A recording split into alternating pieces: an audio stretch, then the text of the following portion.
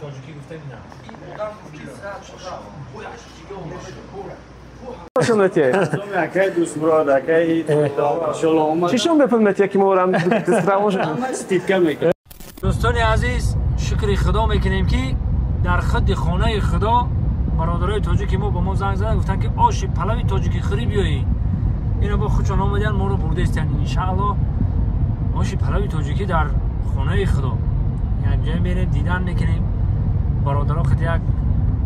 صحبت برادرانه میکنیم با چیز جدید ما شما رو بنوار میگیرم پیشکش میکنم یک جای میریم خدا نگهبانتان برادرای عزیز هی انا که دیدستین کوی خیرو کوی که قرآن نازل شده دیگه اقرا ما رفتگیم خوب جای میمون حال ان شاء الله که با میرم اونجا خدا نصیب کنه البته میریم اینجا دنه برادرای ما چیکار که گفتم کو آشی تاجیکی گفتن دعوت کردن اینجا کباب سمرقندی وقتی که من سمرقند میگم بوی تاجیکی میاد اینا کباب سمرقندی البته که تاجیکای خودمون ما رو دعوت کردن یک بار چای گفته این ما اومدیم یک جا این طرف ده خیلی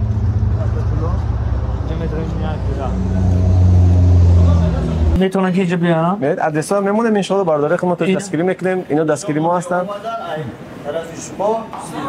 این باش کیت کم میکنه چی بپوشونته چی بپوشونته اكيد اسبوع اكيد ان شاء الله اومد چشون بفهمت یکی مورم دستراوش استید كم اشکال بهتره دیگه با طور من آقای منصب نکنم شاید اما این باشه بسم الله الرحمن الرحیم اینم کباب سمرقندی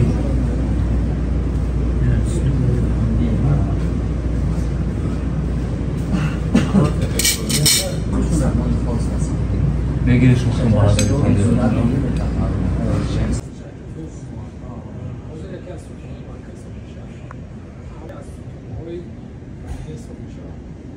بسم الله الرحمن الرحیم